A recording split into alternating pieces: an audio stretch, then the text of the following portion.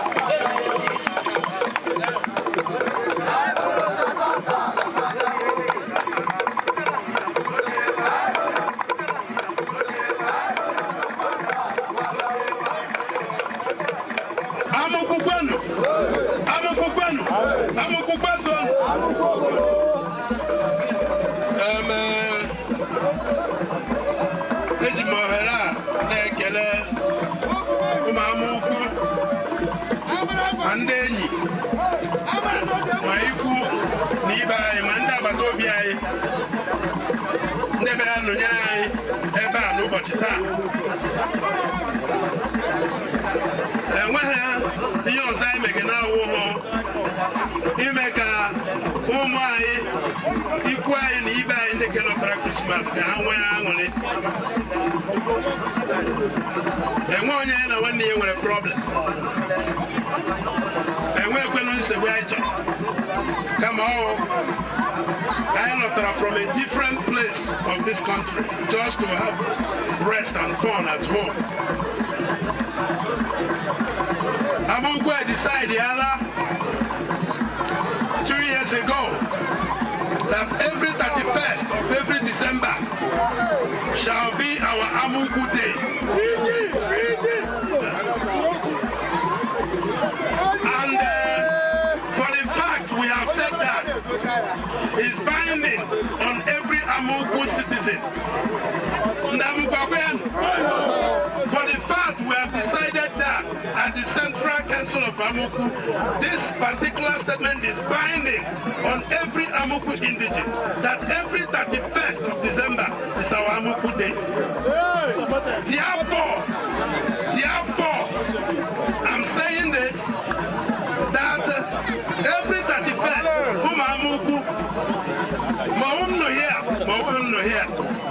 shall be the day we shall come together to have fun. One now we call it a 1 year, 1 day, Yoma. I am one on it because no one then I may put up and we came away not okay. Then I can trauma malaria, trauma high BP and the other things. And when I use I took and when I use I took so leading care. This year, I'm not talking to this year we are now for a liquid test. By next year, next year, your mind when a mama Malaysia, a boy got 5.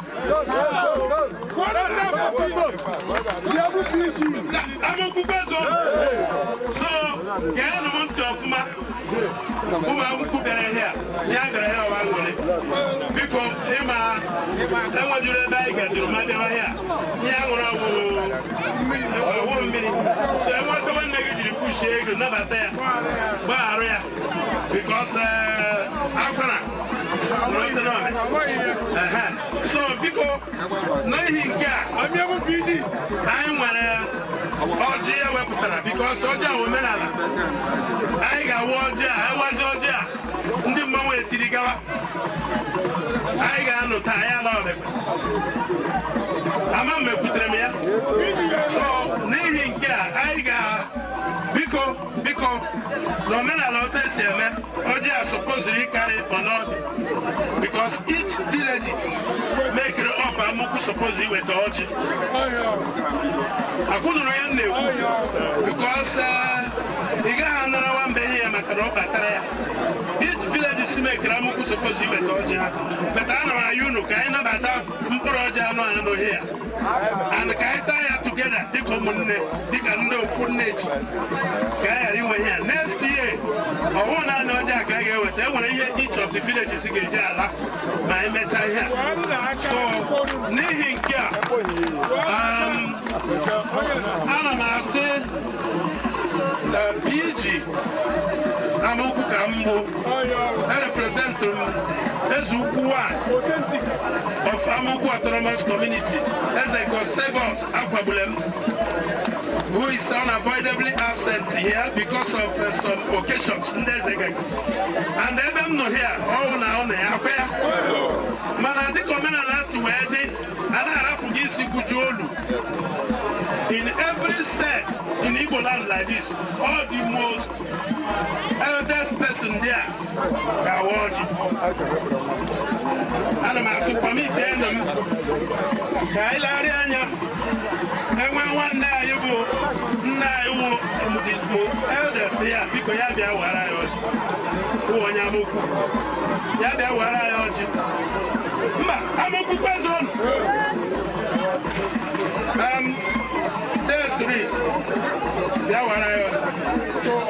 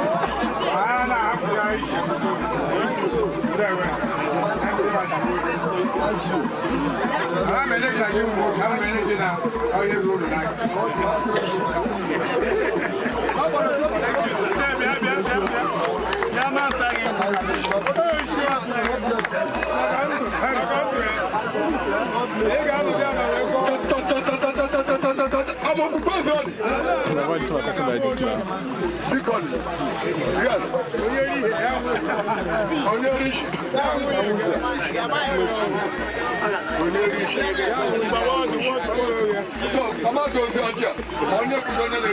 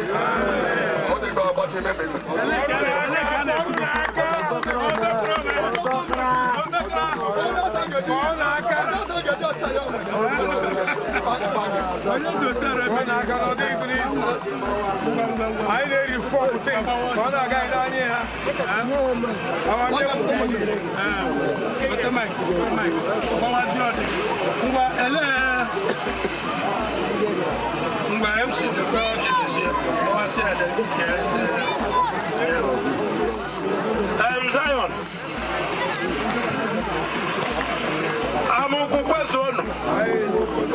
So, we'll go ahead.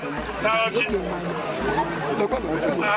thought I will remember my hair. On your throat, she retained. Yeah, manage yourself.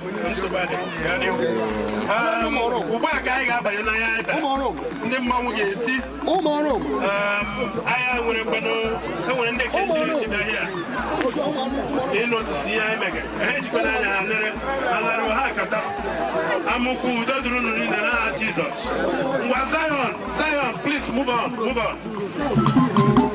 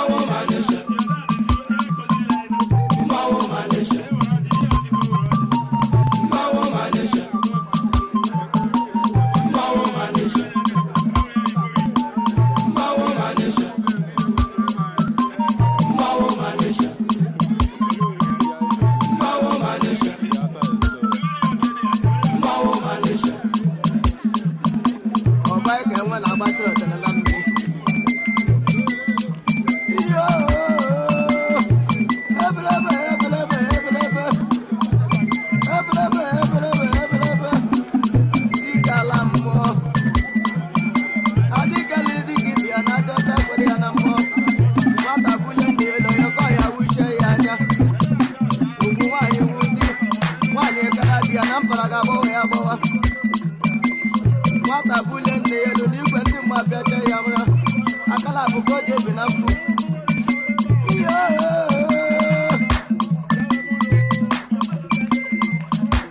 ochie dibịa ncha na-ajọ ọhịa ọbụrụ ajọ mgbọrọgwụ wọpụ na mma na dibịa na-agba afa na ọdịka were nye ndị mmụọ na dibịa eriji afọ na-agba afa na ọgbaka ndị mmụọ na ndị mmadụ okwu na ọka na mma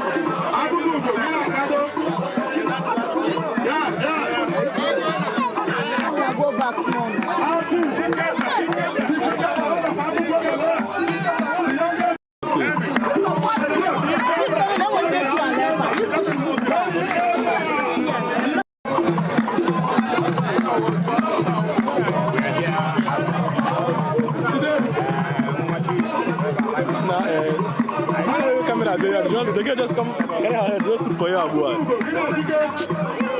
And then just love that girl, though.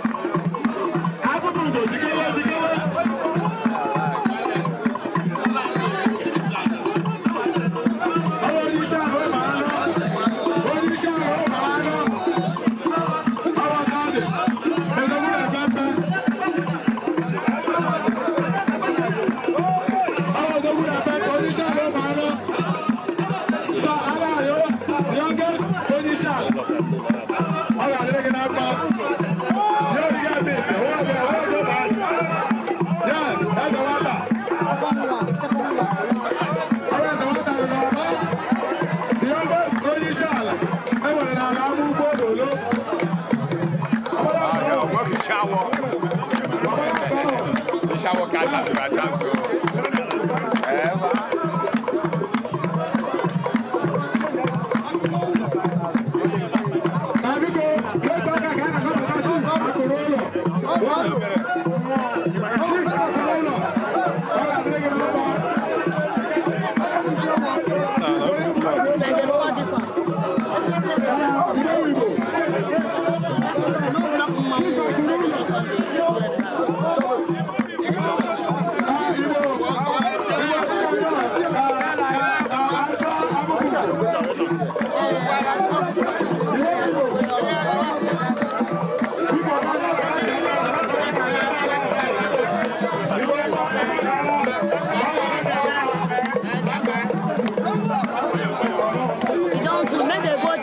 Change now.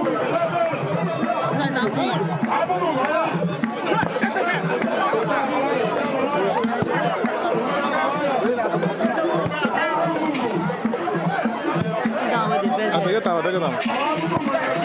Oh, Lord.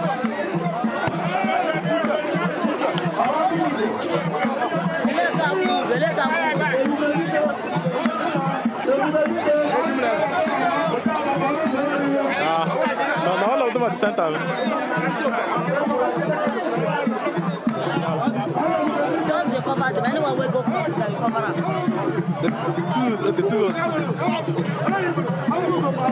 Aku go cover. That's 29. Hello? Fine.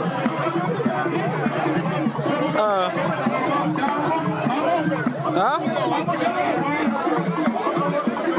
Mbano.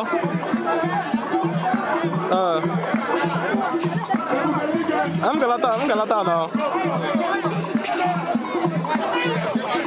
Bye, Machabe.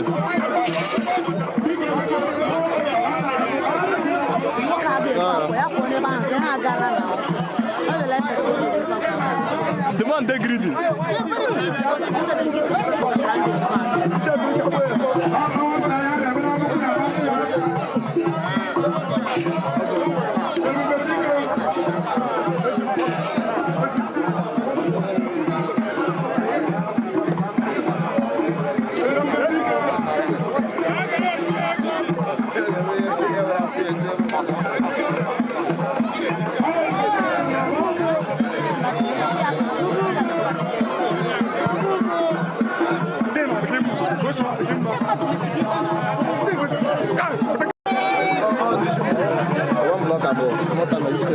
Block what is what I do here. I want to leave my job.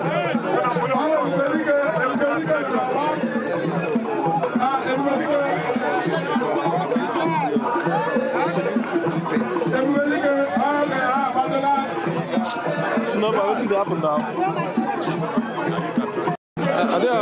The boy they push me. You get the man from down. Yeah, they get out. I'm getting in.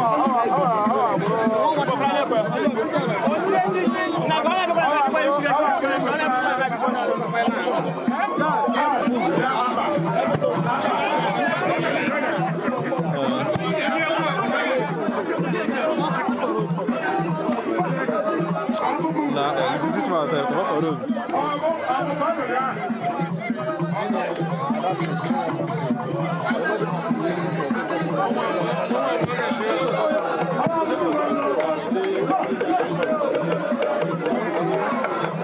Decided to assemble them.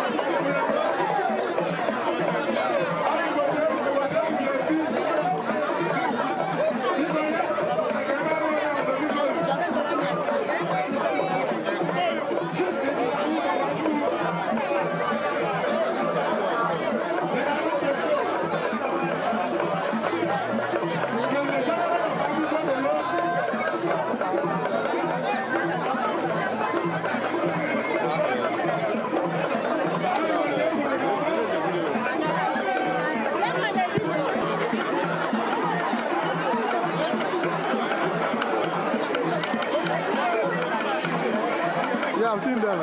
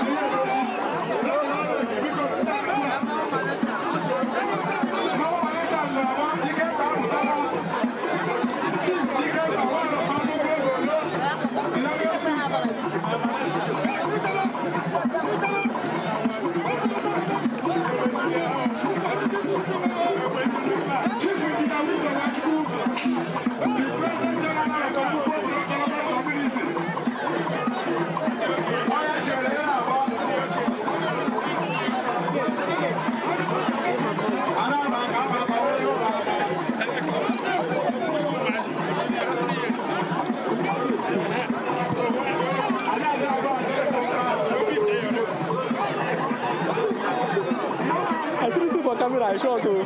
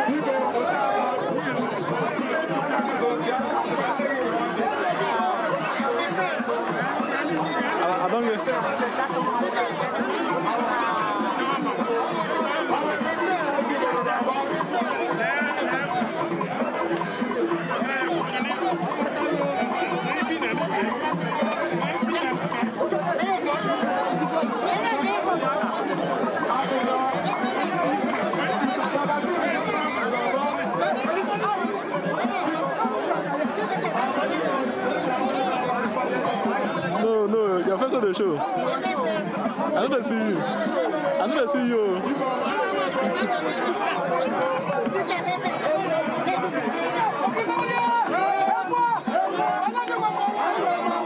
Where they go now?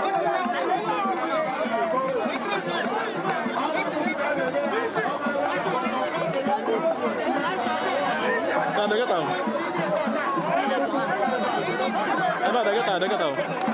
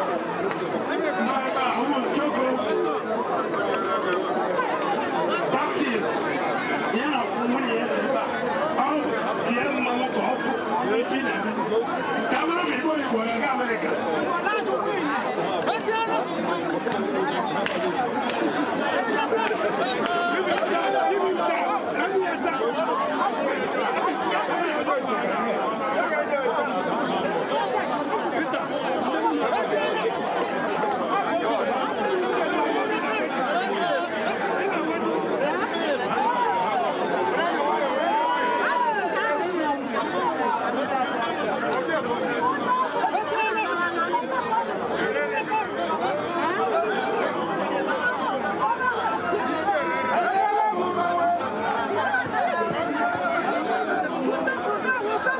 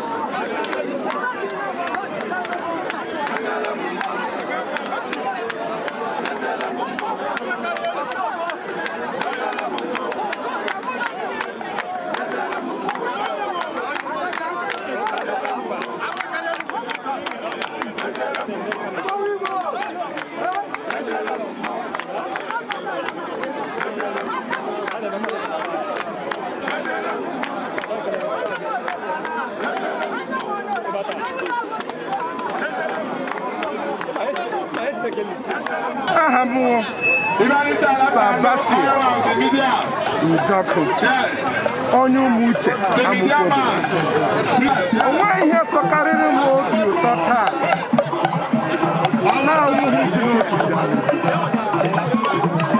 otu ụmụnne anyị siri gbakọ ọsọ nsọtụ ụwa niile ịṅụrị aṅụrị na anyị so na ndị dị ndụ n'ụbọchị taa na anyị so na ndị dị ndụ maka na ọtụtụ ihe emeela n'afọ ole na ole n'ọrịa a na-efe n'ikuku ma Chineke mere ebere anyị esoro ndị nọ ebe taa na-aṅụrị ọṅụ na-ekele Chineke na o mere ka ndụ fọtara anyị ọwụ ya wụ asị ndụ isi na ọwụ isi ndụ ahụ anyị dị mere ka anyị jiri gbakọta ọnụ ikele Chineke ekele n'omenala dịka obodo anyị siri dị ihe m na-asị ụmụnne m damukwu na mbụ ana m ekele unu ekele na unu echefughị omenala anyị na unu echefughị ihe jikọtara anyị ọnụ na ịdị n'otu ahụ anyị nwere na mbụ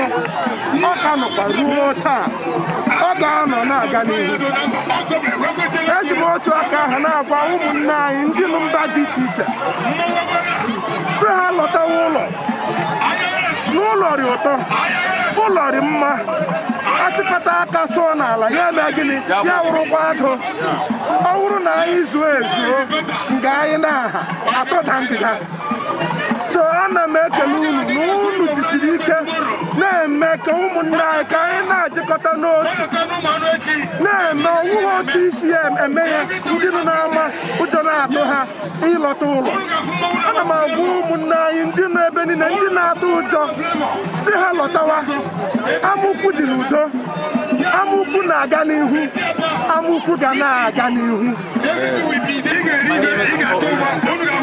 Today I witnessed a lot of in the viewing of the masquerade, which I know is very important, has lots of significance in Igbo culture, and it's not something you take as a joke, it's not something you take lightly. They hold lots of power in the community, and today we had the gathering of everybody here to enjoy themselves, to have fun, and to connect with people within their town.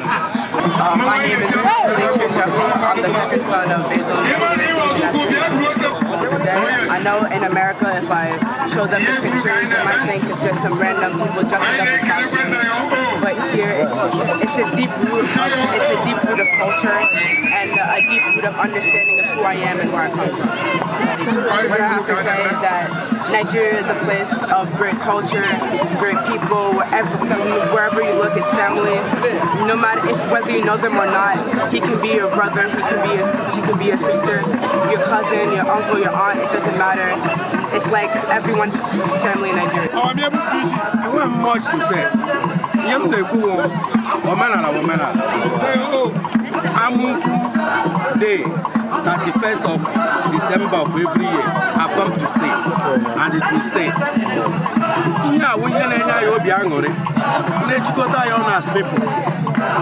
All we need is our happiness as a community. When we gather here, you see the crowd today. Everybody feel happy. That's the fun of it. The people, everybody that return Christmas, you see many of them here. All the people, you cannot go to their houses in one way or the other to see. Here, you see all of them. That is the merriment. That is the main aim of this carnival. So that many people see people and greet and rejoice and exchange pleasantries. That is the main purpose of this occasion. And today's one is a great one. And I tell people, from next year, this occasion will continue to grow from glory to glory. Many people will be coming, seeing so many things they did not see today. Because there are so many things in everything about life. When you do something, you see there are areas that is lacking. You try to improve it. So now, the organizers and everything have seen some life is anywhere. But now, next year, it will be a great occasion. Amen. There will be a colorful way. This street will be decorated. Amen. So that when people look at it, they know it's a real festival. Amen. A real activity is going. So our children from all far and near of the world are here today. You can see our brother and the children from America. They are here to testify, to see the good things in our community. So we are happy to see them and see everybody that witness this occasion. It's a great one. All the promise I give them that next year will be a great one. Whatever thing that is happening, 31st of December have come to play as a day of Amuku Obollo in this Amuku community. Just put it in your dictionary, in your calendar, that the 31st of December, you are coming here to see fun, a great fun, more than what you see today. That is our aim and objective. So let our people be happy. These people have resurrected the cultures they used to know our community. That is the thing. We are lovely people, peace-loving people, happy people. Today, what happened here has shown how we love each other, how we move about with each other. So, if I say all I have to say, it is uncountable. I cannot finish it, but we are happy. This is Jinebere Oweni. What I have to tell you guys is that it's fun and interesting, you know? Maybe a lot of you guys know me, some don't know me, the other one may not know me. We enjoyed it, not only me. And from the place we are coming from, this kind of things, because those days when we were growing up, it was different thing, but right now, it's fun, more than fun. PJ has said that next year it will be more than fun. And we are here to support it, and we are ready to support it. Let we stand divided, we fall. No matter whatever we do, I know there must be some little differences, but let us come back and be one. Let us move forward. Immediately we come back and become united, we do more than this. Well, first of all, I want to thank the general public. I want to thank the crew of Zion O, who is responsible for the organization of this, in spite of the fact that Amuku Autonomous Community created this. Let it be known that from today, 31st of every December, have been ordained as Amuku Autonomous Day. Whether we are here or we are not here, whoever that is here will take on from where we stop. It's not about anybody, it's about the community. It's about Amuku and our culture. So therefore, Amuku must progress. Amuku must go ahead. Here we are. If anybody we are told that you, Zion O, will bring to our home all the notable, fantastic Nigerian Nollywood actors in our own domain. Now, Amuku lineage has been put in history of, filmmaking. And I'm very sure that with what you've done, we are not surprised that Americans will come here and act films. Yes, so this is the kind of thing and progress we need in the community. I want to tell you people, we don't want our son that will manipulate Amuku for his own selfish interest and put Amuku behind. Amuku must be forward because it's about all of us. Yes. It's not about me, it's not about anybody, but it's about all of us. So on this note, you can see that adage that says that the life of a society depends on the type of idea that modifies it and revitalizes it. It has shown up today. Yeah, people have been talking to the whole world, this, that, they will do this, do that. But we only got in within 24 hours. Is that true of us? 24 hours, we have to put this because we know it's our day. What we were thinking is that we come here either play football or but we said this is the way it should be. Because they say whatever is binding on earth is also binding on heaven.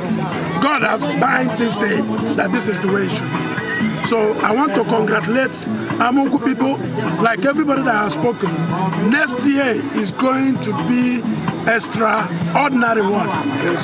People will come here to learn because Amuku has been the place where people come to learn. They go and replicate in their own place. So next year, we are promising you people that we are going to make something bigger next year, that every Amuku person will be happy with. On this note, I want to thank you and your crew. I want to thank all Amuku sons and daughters, illustrious one, that has helped us to put this together. I want to say from the pocket, we get the money to sponsor this, that God will replenish in 10,000 fold. Amen. And God will give us head to be yet back again in December 31st, 2022. Good luck. Long live Amuku. Long live sons and daughters of Amuku. Long live Igbo State. Long live Isialambaru local government. Long live Nigeria. God bless you. I'm very, very happy for what happened in my community today. This is our first time. We have Amuku Day. I'm very, very happy. Very, very happy. I'm like someone. Yes, we were in Maya with you know. Yes. Since my senior brother was home. We were like, even I hear the guy, and I'm there. As somebody here, I'm yes, Yana Batamana, you want to have everyone and get they might today. All our youths, and we know that happy now.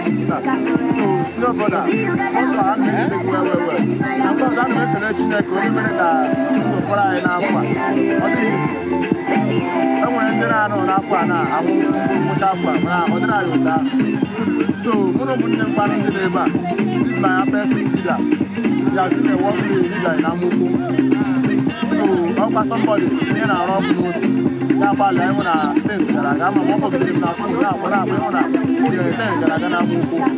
once more, my greeting to my general chief. So, he was the one I put on our phone, he had responded the call. So, my brother, Mama will take a shikele fast. I don't tell him today, I got on your brother. And when you have to attack, I want to give next year.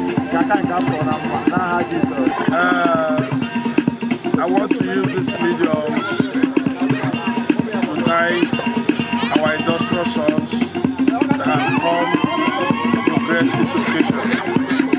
Because indeed, it has been a thing that has bothered me for years. And to be honest with you, have picked 31st to be an Amuku Day that we must stand to represent. For our industrial sons, our sons in diaspora all over the world to come and witness the culture which we are showing here today in Amuku. So it's a very good thing that the whole people witnessed it, that it's a success. And we thank Almighty God who have made it a possible deal, that it was a success, that we have made Amuku Day to be great. Long live Amuku Day. I want to use this opportunity to thank all the Amuku sons that made this day possible. Yeah, and I believe that this year on will be better than this one. Like our manager said, that next year on will be more and more than today. And I say, let God guide us and protect us. I will always together that guide at the first of next year coming. And we will celebrate it in peace. In Jesus' name.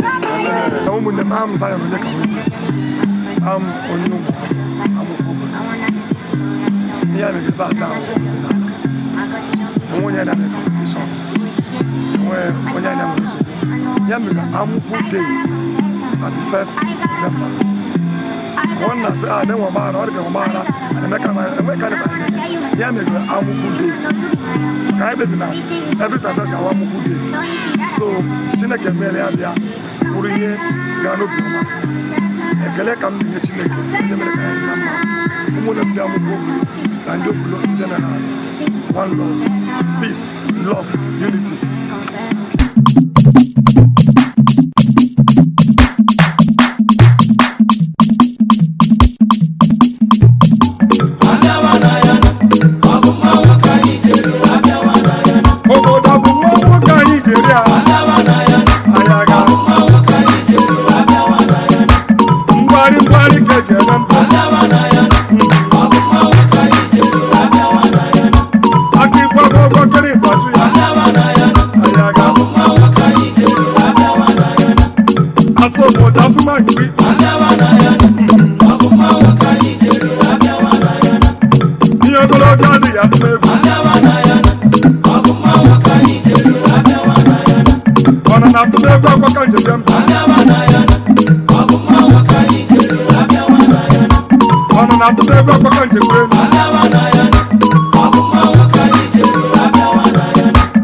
I saw